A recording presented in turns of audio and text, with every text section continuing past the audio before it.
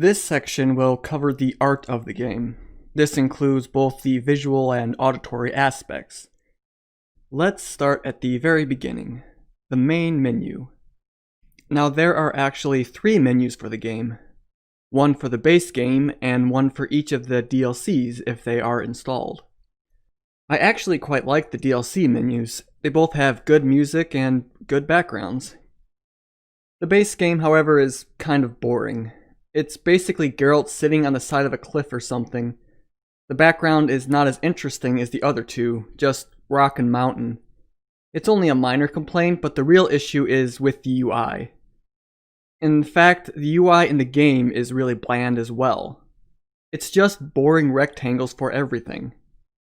For comparison, the UI from the first game is like a plaque that feels as though you could find it on a wall somewhere in the game world. The wolf medallion is imposing and grabs your attention right away. Not to mention the atmosphere. The menu music for the third game is fine, but the first game has a menu that surpasses probably every game I have played, maybe even Halo 1. Music is perfect for the setting and makes me think of European folk music or something. Not to mention the foreboding background image. Everything is still except for a few birds moving around. I could gush over this menu for a good while before I even realized what I was doing. The DLC menus come closer to this than the base game, but they still have the boring rectangles that drag it way down. The same problem persists for the in-game menu. In the first and second game, the menu felt as though it was part of the game world. It is far more immersive looking at this and this compared to just black on black. The menu functions just fine, but it's not in any way interesting to be looking at it. What's strange about this is that they had a better looking menu at the E3 demo back in 2014. It has this nice reddish background and Geralt is holding this cool battle stance. I understand some of the layout changes, but why would you go from this cool looking menu to just boring black? Moving into the game, the opening cinematic is fantastic, and the art for the loading scene transitions is pretty good. One of my only complaints with the terrain is that things can get a bit samey. Things in Velen are pretty much the same around Novigrad. Skellige is just a lot of pines and rock. For comparison, a game like Skyrim has bogs, crags, tundras, deciduous and coniferous forests, mountains, and grasslands. The area around the Pontar has a couple of mountains and farmland, and a lot of short birch trees. There is also the bog, but I personally think that the bog area should have been much thicker. It looks a lot like everywhere else, but a bit darker and wetter. I think it could have benefited from having large and clustered trees that cast a shadow over the whole place. Kind of like Flotsam in the second game. It would have made the place more foreboding. One last nitpick I have is that walking over grass makes it fall over, but you can run through tree branches. Just a small thing, but I remember Crysis having both, and that game was years before this one. Anyway, on to the architecture. I think a lot of the buildings look a bit generic, but there are a few standouts. Kaer Trol looks great, and Kaer Morhen is almost perfect. The buildings on Skellige have a sort of Norse look about them, which distinguishes them from the rest of the homes on the mainland. A lot of the ruins blend together for me. There is rarely anything distinct about them. The same goes for caves. They are usually pretty straightforward and just lead to a boss at the end. Compare again with Skyrim, where the caves often had enemies or monsters that had a unique story to them. Like a coven of vampires looking for a way to cure themselves, or some bandits that are harboring foreign assassins. I just like it when there's a story in every location. It keeps things interesting.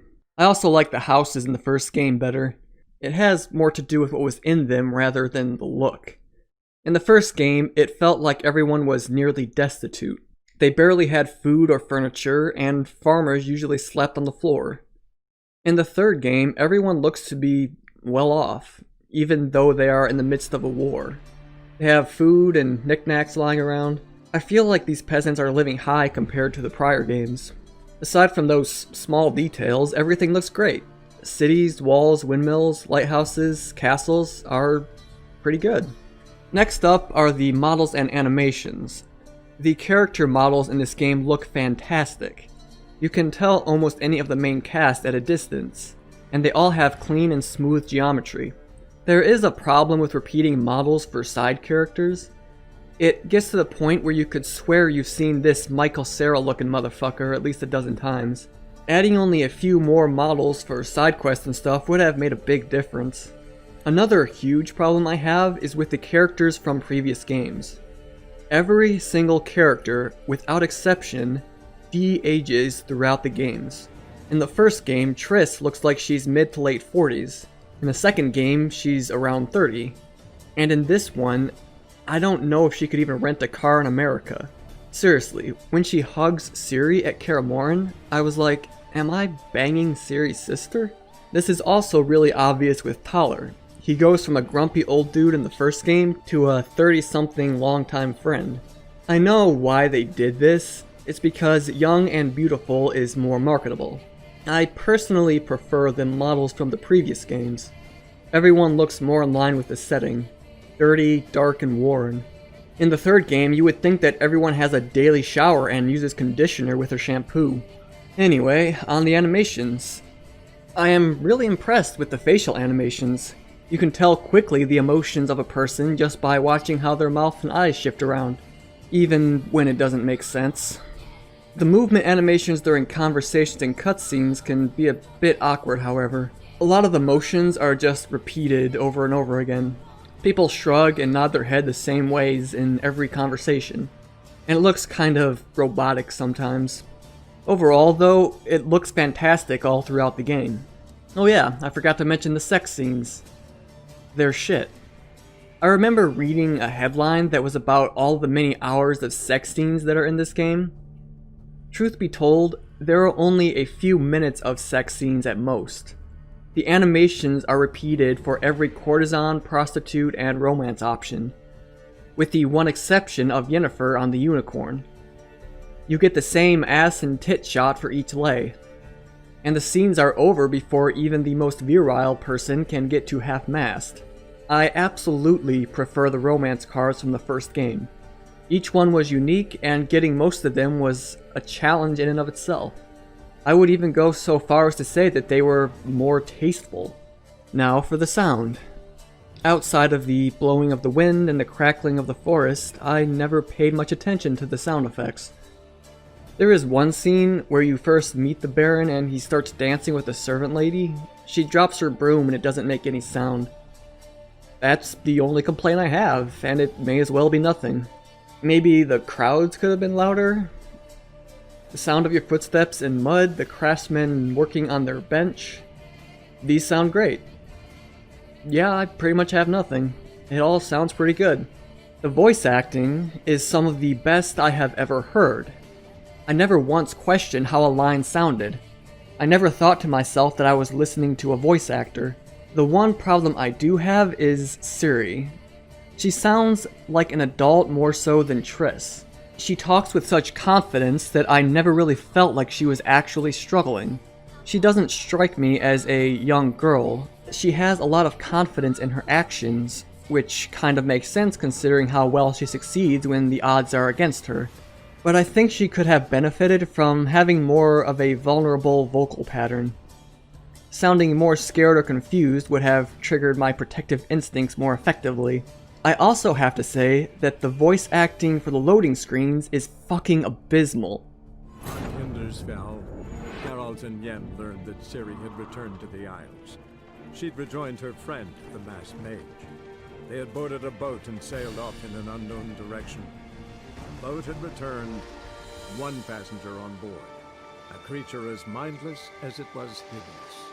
One of Skellige's Jarls captured the poor beast, then sold it to a merchant from Novigrad. It's meant to be an older version of Dandelion, but the voice actor just sounds bored for the whole thing. What was wrong with young Dandelion? In the second game, his exposition was almost enthralling. He had an inflection that kept your attention, and you got the impression that he was enjoying the privilege of telling the tale. Life can't be easy for anyone who's unlucky enough to be labeled a regicide. That goes triple for someone like Geralt. Could his luck get any worse? I've known The Witcher for a long time, and I'm sure that kings, courts, and politics concern him about as much as last year's snow. But hey, Life doesn't always dole out what we expect, right? Sometimes it even forces us to associate with unsavory characters like Vernon Roach. No, I'm not making any excuses, and yes, I had my reasons. The Witcher spent most of the way to Flotsam talking to someone. Long into the evening, as water lapped against the boat's side, Triss told him forgotten stories of his unexpected child and his toxic relationship with a sorceress named Yennefer. Stories of a life stolen from him. Am I boring you? Don't set this tale aside. Give me just a few minutes more, for someone special's about to appear in dire straits upon a scaffold.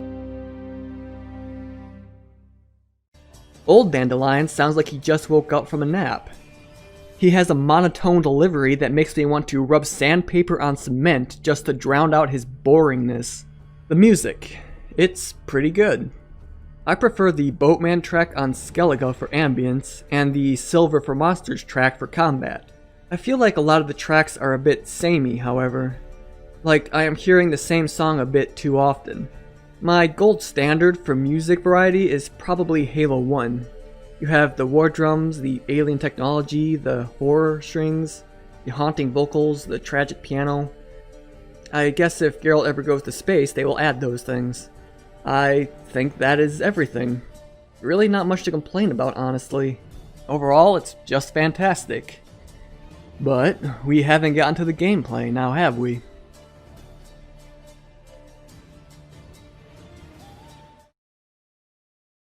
To start off, we are going to go over the skill tree and XP system.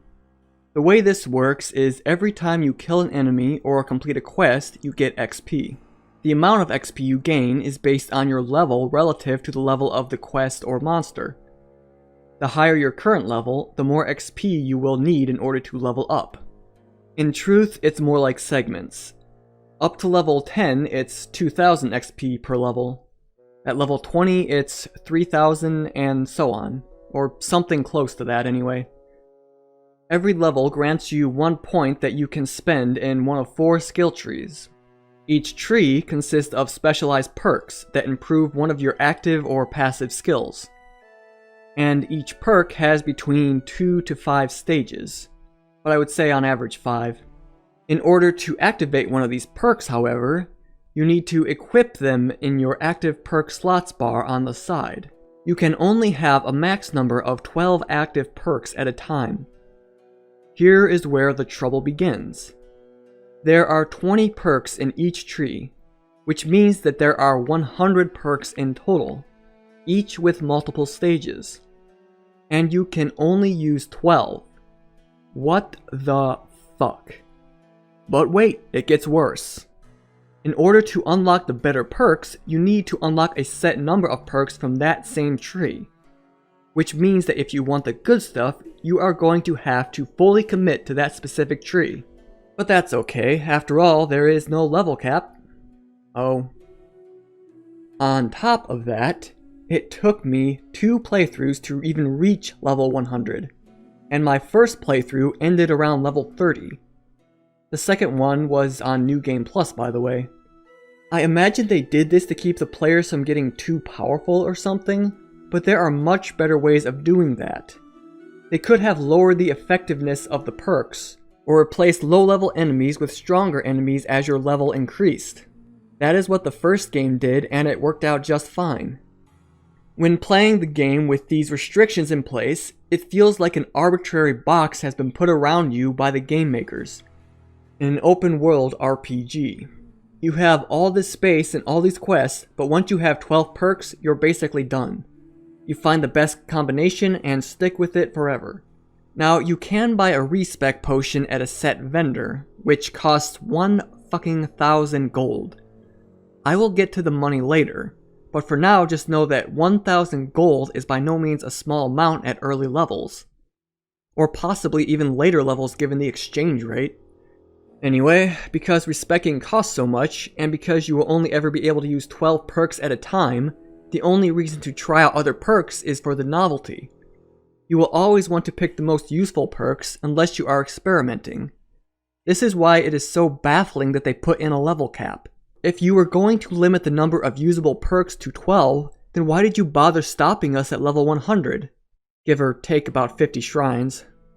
Why not give us the ability to unlock all of the perks, so that we could experiment freely with our 12 slots?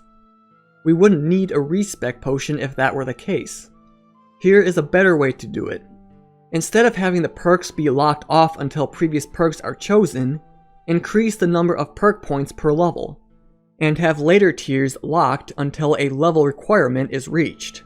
This way, the player would be forced to experiment with all of the lowest tier perks first, and have a better understanding of which tree they would like to expand. The first Witcher game did something similar to this. Each level up gave you around 3 talents. In earlier levels, you would only get bronze talents, then silver, and eventually gold. By the time you reached gold, you would have had nearly all of the bronze perks selected, and you would have a good idea of what you wanted next. Another alternative would be the Skyrim approach. Whenever you use a skill, you get points toward its skill tree. This way, leveling would be tied to your playstyle, rather than a crapshoot. Everyone has their own way of playing games. Maybe someone wouldn't like being super powerful in an RPG.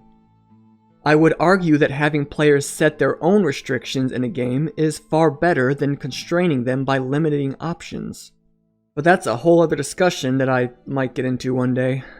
For now, we will move on to the application of the skill trees and their perks, starting with the sword tree.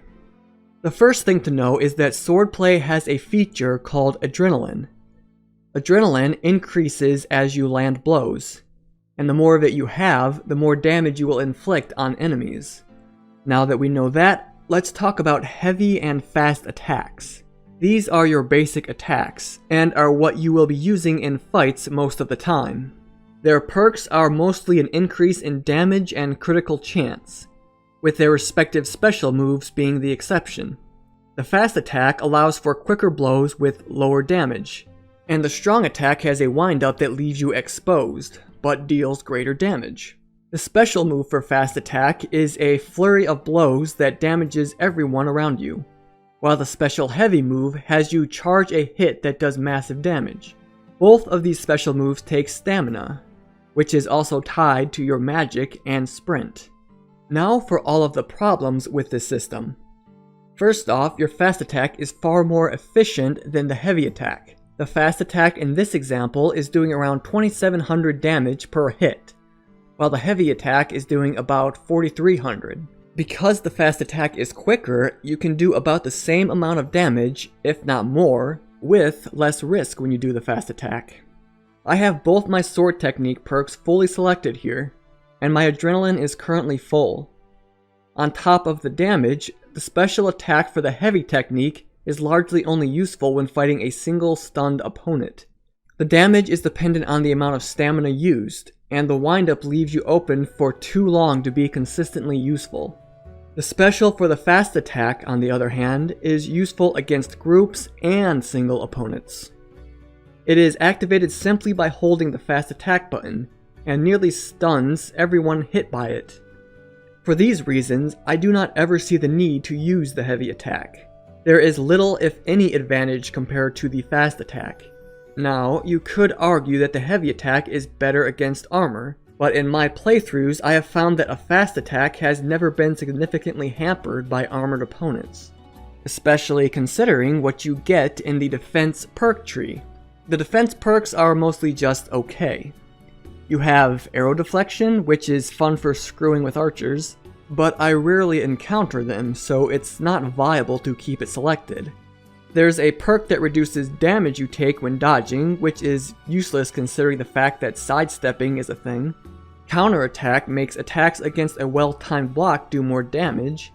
And then there is deadly precision, which gives your attacks a maximum of 6% of killing an opponent instantly. This perk makes all others almost useless as far as I'm concerned. With this perk you can kill the strongest opponents if you just hit them enough, or sometimes, based on the laws of probability, barely at all. If you are looking to be efficient, then this perk is you at maximum efficiency. This and other reasons are why the leveling system is stupid. You have the mother of all perks here, but you can only get it if you invest in the sword tree. This means that by the time you reach it, most of your purchased perks will be in the tree that is the basic combat system. And you already know that you can only use 12 perks, so by the time you get this perk, you might as well stick with this tree. Moving on to the marksmanship tree, you will find things that might be useful if the crossbow wasn't absolute shit. The highest level crossbow I could ever find was around level 30. Meaning that when you reach higher levels, it will do virtually no damage to opponents. It can be useful for killing underwater opponents and grounding flying enemies, but that's about it.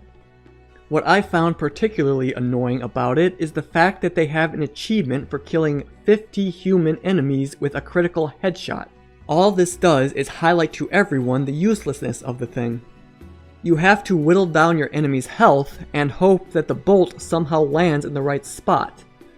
I spent a long time getting this achievement because headshots are not consistent. Sometimes it lands, usually it doesn't. Why did they bother with this feature if it barely does anything? It doesn't even really stun enemies that often. It's more of a liability than it's worth. Anyway, the last perk list is called Battle Trance. It affects your adrenaline points. The only really useful one is Undying, because it saves you from death if you have adrenaline points available. It's actually really easy to get adrenaline points without using this tree, so you can pretty much skip it. Now we get to talk about magic, and how useless it is, of course. First, we have Igni, a fire blast that can occasionally set people on fire. It's mostly a knockback spell with a twist. It also has an alternate mode that blows a stream of flames at an enemy. It can work as a distraction, but doesn't do nearly as much damage as hitting your enemy. For this example, I have set my level to 25, and have activated 3 of the 4 Igni perks. I am also using the starting weapons with no perks. I go to fight this bear, which has a weakness to Igni. Let's see what happens. You can see that I am doing around 100 damage with my Igni spell, plus some burning damage. Using Igni also drains my stamina bar, while my sword is able to be used consecutively. And again, I am using no perks for my starting swords, and am fighting an enemy with a weakness to fire. Why the hell would I ever use Igni if the swords are this useful by comparison? And again, I can only have 12 perks active at the maximum, which means that Igni is essentially a waste of perk points. Next up is Ard. All this does is knock back your enemies. You can add a perk that does damage, but again, swords do more damage. And you would have to invest like 30 perk points to add damage to the Ard. It is not at all worth it compared to the swords. Yrden is kind of useful. It slows enemies and is almost required against wraiths. But it works just fine for what you need at base level, and is not as useful as swords. Quen is actually amazing. It gives you a shield that absorbs all damage from one hit, even without any perks. I use it as a proverbial acrobat's net for my mistakes. I really like it because it can save you from a bullshit death. Like if an enemy charges from outside your vision, or if an arrow comes your way. There is also an alternative mode that creates a bubble around you that restores health when damaged. Still not as useful as a sword though. And finally, Axii. This skill has a function both in and out of combat. In conversation, you can use it to mind control people. I have already been over how inconsistent this is, but I would also like to mention the method.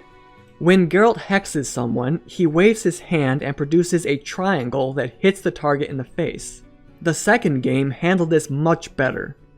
When you hex someone in that game, Geralt would subtly flick his fingers, and his eyes would flash. In the third game, Geralt waves for everyone to see, and can command whole groups of soldiers. Not to mention, its use is very arbitrary. You can hex this guy to follow you to a destination, but you can't hex this guy to tell you about Dandelion. There's also no explanation as to the rules. I thought it was like Fag Wars where it only worked on morons. but Geralt uses it on this temple guy that is well-spoken and clever enough to hide his vices from people. As for combat, you can use it to stun people, or even get them to fight for you. Still not as useful as a sword. And now we get to potions, oils, and bombs. These can actually be pretty useful, especially if you upgrade your physical alchemy equipment items to max level. Potions give you various positive effects when used. When you drink a potion, you gain toxicity for a time. If your toxicity gets to 100, you die. The perk tree for potions gives you extra effects when you drink one. Some healing, a longer time until it wears off, and a chance of activating 2 potions for the price of 1. Still not as powerful as swords. Oils help you do more damage against a specific enemy type, and its tree helps you do more damage against them. I think they should have added a box that showed recommended oils during a fight. That way I wouldn't have to scour my inventory every time I wanted to use an oil. Next up is decoctions. These are like special potions that you get by harvesting mutagens from special enemies. I find most of them to not be worth using, especially since they shoot your toxicity up to 70% or something. It's more useful to use your toxicity for normal potions. Bombs. Bombs are fun. My personal favorite is the freeze bomb, because you can get free hits in when you use it. The silver shard bomb is quite useful as well, you know, for vampires. The transparent pricks. The perk tree gives you more bombs and more damage. Bombs. And now for the final skill tree. These are just general skills that do odds and ends to improve your abilities. The only one I really use is Gourmet. This lets you regenerate health for 20 minutes by eating a bowl of butter, or a Black Forest cake. Speaking of health, it's time we moved on from the skill tree and talked about damage input and output. It's pretty basic, really. Want to kill something? Hit it until it dies. If you get hit in succession, you will lose health until you die. I only have 2 issues with the health in this game. The first being the insane amount of fall damage you take. Geralt must have arteries in his cuticles because this is ridiculous. What's weird about it is that there are no game-breaking locations to which you can fall. Again, it's just an arbitrary addition I don't understand. The other problem I have is the difficulty options. The only difference between Death March and Easy is health and damage. At that point, you may as well just add a slider for those 2 things and let the player choose the ratios. I remember in the second game that there were actually changes to the gameplay, as well as the health. On Easy, you could damage a shield enemy even if he was defending, while on Normal, their shield would work as one would expect. It's just one thing, but it's something at least. So, what about monsters? Well, they are pretty much just fine. You have some good variety, and each of the monsters typically have unique moves that you need to learn if you are going to defeat them. Some of them are clones, like the Harpy and Erinia, and some of them copy moves, specifically flying enemies. I'd say this is fine though, because they are different enough that you will use varied tactics against them. My biggest complaints lie with sentient enemies, foglets, and sirens. Humans are one of the easiest enemies in the game. Their attacks are predictable and repetitive. The same can be said of elves or the Wild Hunt. These enemies should have had the most varied movesets, because sentient beings should be able to adapt to combat situations more effectively. I'm not asking for much, just a few more moves than the basic swing and running at me with your chest exposed. I also don't like how Geralt can slice people in half, or stab them through steel armor.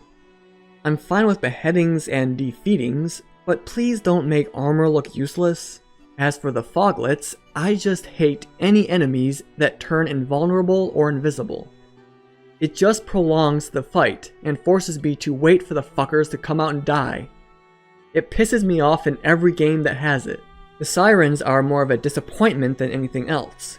It would have been cool if they actually sang to you through a fog or something, but they're basically just flying shapeshifters that can swim and try to break your boat. Speaking of breaking things, let's talk about weapons, armor, and crafting. Most of the weapons and armor that you will use in this game are found in crates and on corpses. The level of these items correlates to your character level, and each piece will usually have between 1 and 3 benefits. Stuff like extra bleeding damage and a boost to critical hits. You can also add runes that increase the power even further. My one complaint about all of this would be that the armor looks goofy at times. I liked how in the first and second games that you could only wear armor that was suited to a Witcher, but in this one you can wear a breastplate with steel gloves and boots. It always just looks odd to me. Now, as for the repair function, I don't really see the point in having it. You could try and argue that it's immersive, but its implementation would say otherwise. The way you repair equipment is either by using a repair kit or taking your things to a craftsman and having them fix it for you. You simply drag, drop, and hit OK, and your stuff is as good as new. If this function did not exist, I don't think anyone would notice. It never crossed my mind in the previous games, and it's just another arbitrary speed bump that need not exist, due to its minute implementation. Now for the money. When you do bounties or search chests, you can usually collect a couple different types of currency. The only one you can actually use, however, is crowns. But you can exchange the others at Vivaldi's bank in Novigrad. This is a pretty neat world-building detail. Instead of having a uniform currency, the value of money changes based on the current kingdom in power. Unfortunately, once again it comes down to implementation. You can use money to purchase items at various stores, as well as use it to repair items or for some unique quests. The problem is that the exchange rate is one of the worst I have ever seen in a video game. Remember earlier when I mentioned that respec potion? Well, buying it costs 1,000 gold. Selling it back, however, will only get you around 150 gold. That is an insane 80% drop in value, which you cannot refund unless you reload a save. This persists for all of the items in the game. The items you collect are sellable for so little, and things are so expensive that you need to carefully consider every time you want to buy something. On top of that, there are some items that cannot be found in looted boxes, but are required for specific crafting recipes. The best example I can use is the alcohol needed for potions. It costs so much to collect these things, and you will barely have any money left over for anything else. Worse still, there is no haggling option or barter skill that can help you. What you see is what you pay. Honestly, Geralt should just give up witchering and become a merchant. With the money he would make, he could just buy the future, and give the White Frost an eviction notice. And finally, crafting. It's pretty much just fine. The way it works is you collect materials from the world and then bring them to a craftsman who can make it, provided you have the diagram. You can either buy diagrams or collect them from looting. I would say that it's not often worth it though. The stuff you can craft becomes obsolete pretty quick, and the higher level equipment will require you to purchase pricey products. You are better off spending your money on leveling up your potions, because those are far more useful over time. Let's see, did I miss anything? Oh yeah, Gwent. I don't really know anything about card games, so I couldn't tell you how good it is as a feature. The one thing that does bother me is the spies, and I don't mean their function. I mean their images. Stefan Skellen makes sense because he was a spy that was caught and killed, but having active spies like Dijkstra and Thaler as cards should be a clear sign that your cover is blown. People all around know what you look like because they play a card game with your face on it. I know I'm probably not supposed to question it, but it's a problem for internal consistency nonetheless. I also don't like collecting all of them, but that's just me. I don't like having to collect things like trading cards. I'd rather just buy them outright. Personally, I prefer a nice quick game of dice. And that covers most of the gameplay. I don't think it's bad, but it's not spectacular either. My biggest gripe is with the leveling system and the economy. But I can just circumvent these with console commands, which honestly has made me enjoy the game more than doing things normally. Which brings us to the conclusion.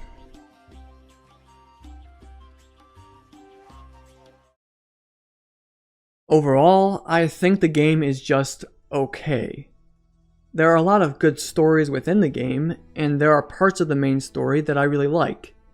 but it just gets so retarded after you cure Avallac'h, and some of the main characters are fucking insufferable.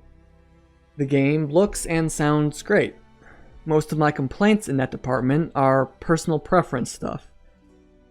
And the gameplay is just okay.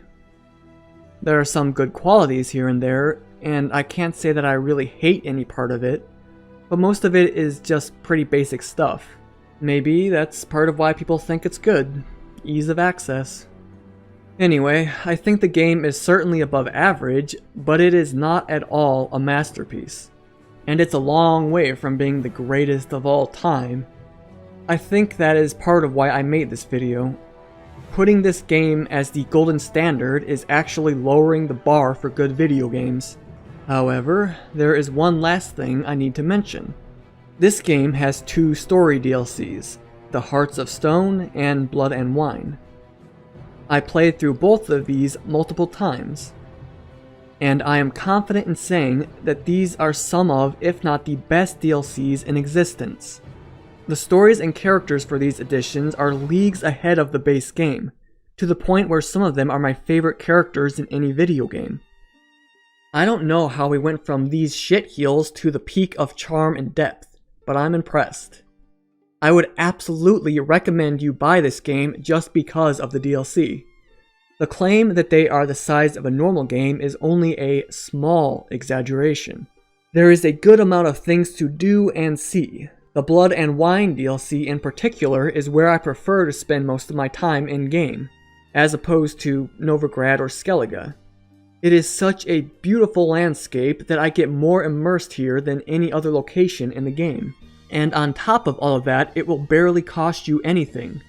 You can buy the game and the DLC together for around $20 on a Steam sale, which is more than worth it even with the problems I mentioned, which brings us to CD Projekt Red themselves.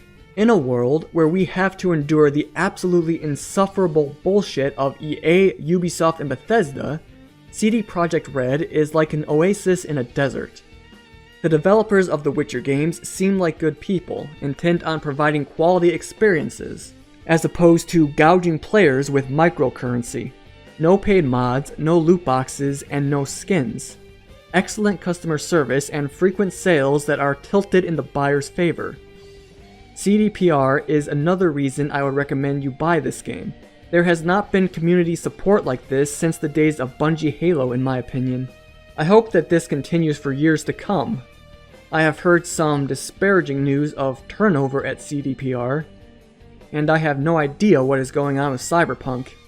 It has been years, and I don't think they have released a single piece of actual gameplay footage without the "not representative of actual gameplay" stamp. You know what? I am going to do something I have never done. I am going to pre-buy this game and give CD Projekt Red a chance. I want them to make really good games, and I want to believe that they will. I don't buy into hype like I used to, thanks to 343, but maybe this will be good. However, I will be very critical when I play this game. You are going to have to exceed my expectations, because video games have become anticipated disappointments for me in recent years, along with every other form of media. But this is the end for now. Hopefully I will come up with something like this again in the future. Before I go, I want to give a brief shout out to xLatalis for his Witcher clips. His channel covers all the different decisions you can make in the game, and it's been really helpful to me in making this video and doing the research on it. Other than that, I'm done for now, so thanks for your time.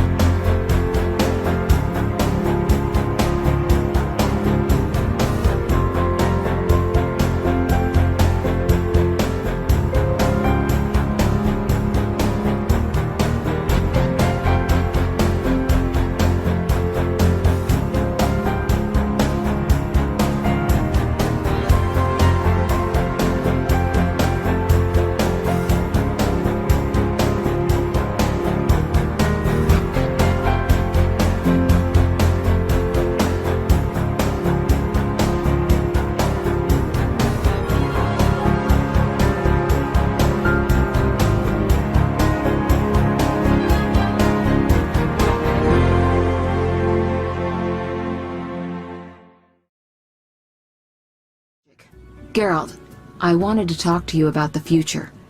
About us. Triss, I'm not jealous. I'd just like to know where we are. can't this wait? I have this job, clients getting impatient. Please think about it, Geralt. We needn't talk. A symbolic gift would do. Say a ring? Couldn't you just read my mind? I could. But I don't want to. If you give me a ring, I'll treat it as a pledge. If you don't, I'll try to understand.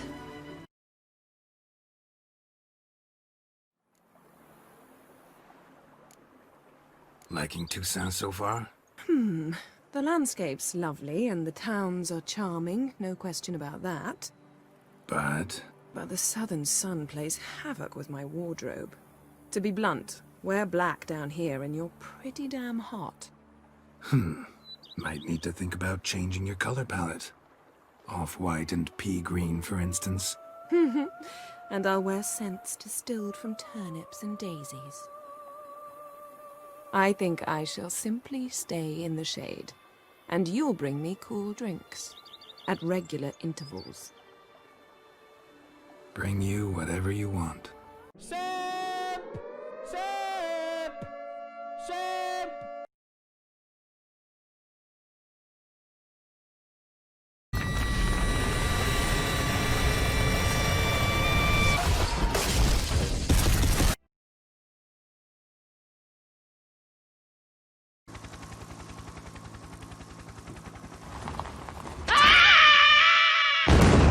Goodbye, terrible women.